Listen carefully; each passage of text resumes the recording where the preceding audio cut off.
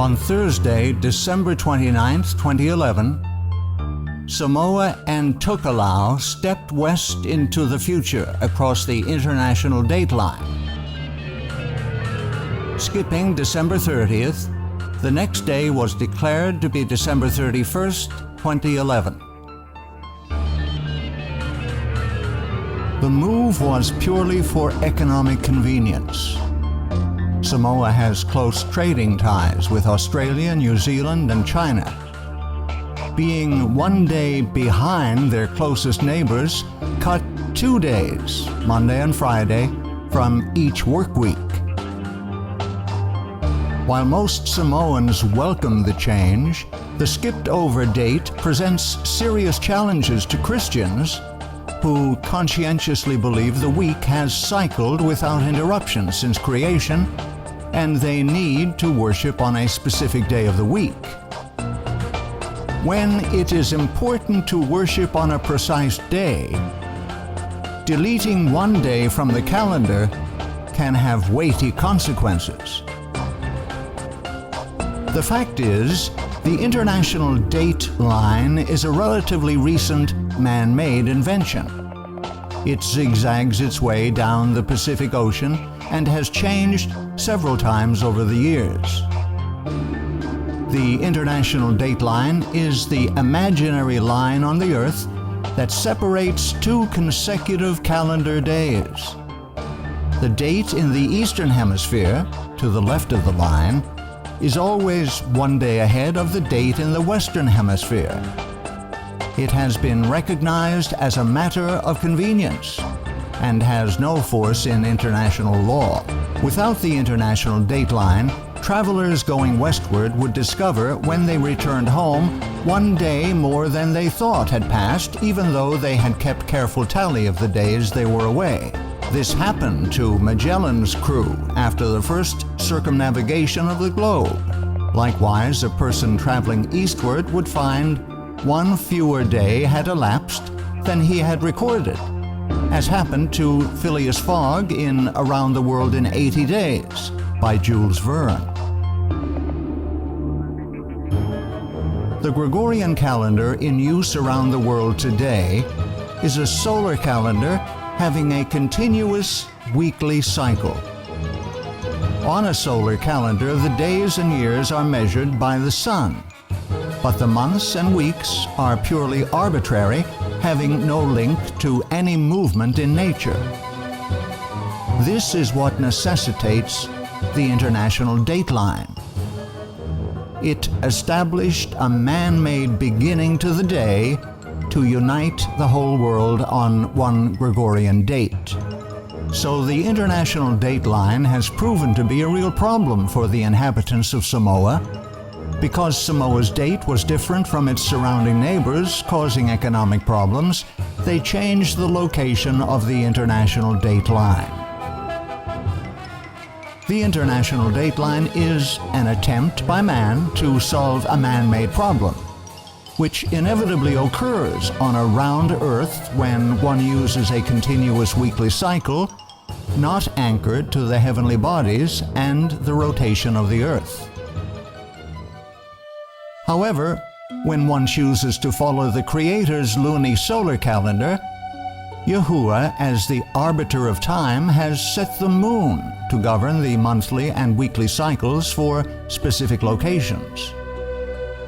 Yahuwah removes all need of the international dateline, and thus removes all dependence on the Gregorian calendar and man's technology to straighten things out. All one needs is the moon to know when the months and weeks begin. It is widely believed the continuously cycling week in use today has come down uninterrupted from creation via Noah and his sons. The fact this is not true is demonstrated when we consider the various waves of immigration that took place after the flood. When Noah's descendants emigrated from the mountains of Ararat, some moved to the east, others to the west. If a tribe of seventh-day Sabbath-keeping Shemites moved to the east towards the rising sun, Eventually, several years later, they would come to a point halfway around the world. Being Sabbath keepers, they would have kept very careful track of time. Let us say, just for this example, they had used a continuous weekly cycle, as the world does today. Due to the rotation of the earth and the fact they moved towards the rising sun, once they reached the far side of the world, they would be 12 hours ahead of their original starting point at Ararat. Now consider that a tribe of seventh-day Sabbath-keeping Japhethites also moved from Ararat. This tribe, however, moved to the west, following the setting sun. Being Sabbath keepers, they also would have kept a careful track of time. Again, for the sake of illustration, let us say they too used continuously cycling weeks. A few years later, upon arriving at the same point on the other side of the world occupied by the tribe of Shemites, who moved east, the tribe of Japhethites, who moved west, would be 12 hours behind the time at Ararat. The two tribes, one having gone east, the other west, would discover they were a full 24 hours apart. This would not be due to either group losing track. Rather, it is simply a function of the rotation of the earth that when one group travels east, they travel ahead of the daylight, while the group that travels west travels backward into the night that comes before the day. So which group is correct? The answer is, if they had been using a continuous weekly cycle, they would both be correct, which is not possible. And herein lies the crux of the problem. This conundrum actually proves the ideology of continuously cycling weeks from the days of creation to be absolutely false. As people spread out and populated the world in the centuries following the flood, they took with them the method of timekeeping used by Adam and his descendants, which was brought down through the flood by Noah and his sons. This method of timekeeping, established by Yahuwah at creation, was the Luni-Solar Calendar. Unlike the solar Gregorian calendar, which uses only the sun for marking time in days and years, the Luni-Solar Calendar uses both the sun and the moon for time calculation.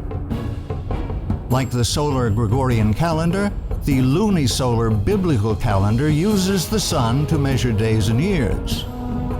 Unlike the solar calendar, however, the Luni-Solar Calendar uses the moon for regulating months.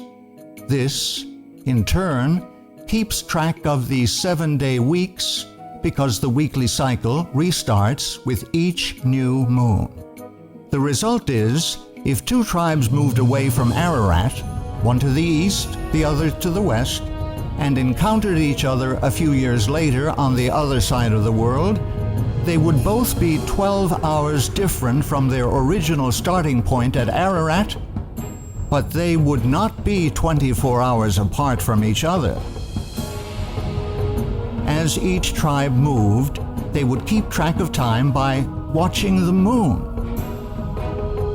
As the tribes moved closer together on the far side of the world, their observation of the moon would also draw closer and closer together, so that when they finally met, they would both be as at the beginning of their journey, on the same day and the same date. Here is seen the beauty and symmetry of the heavenly system of timekeeping.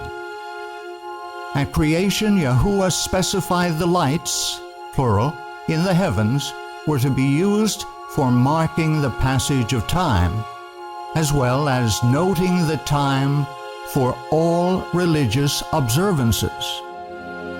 And Yahuwah said, "Let there be lights in the firmament of the heaven to divide the day from the night, and let them be for signs, and for seasons, and for days and years. The word seasons comes from the word moed. This is a word widely used to refer to all religious gatherings. In fact, all of the feasts listed in Leviticus 23, the first of which is the seventh-day Sabbath, are also called moedah, the plural of moed. When the Creator set aside the Sabbath day and blessed and sanctified it as holy time, He also created a system whereby people could keep track of the passage of time so they could know and worship Yahuwah Elohim when His Sabbath arrived. It took both sun and moon to create this perfect system of timekeeping. As the anchor to the months and the weeks, the moon regulates time accurately, no matter where you are on earth. Thus were a tribe of Shemites to move east, and a tribe of Japhethites move west and reunite a few years later. They would be united on the same weekly schedule because the basis for their weekly count is anchored in the heavens. It is not grounded on any man-made institution. Scripture explicitly states that the moon was created to mark the passage of time. He created the moon for seasons, moedah. The sun knoweth his going down. Because the modern weekly cycle has no ties to anything in nature, problems arise that do not exist in the Luni-Solar Calendar of creation. Specifically, the need for an arbitrary international dateline. A continuous weekly cycle anchored to nothing in nature is a man-made institution. The international dateline is simply a man-made solution to a man-made problem.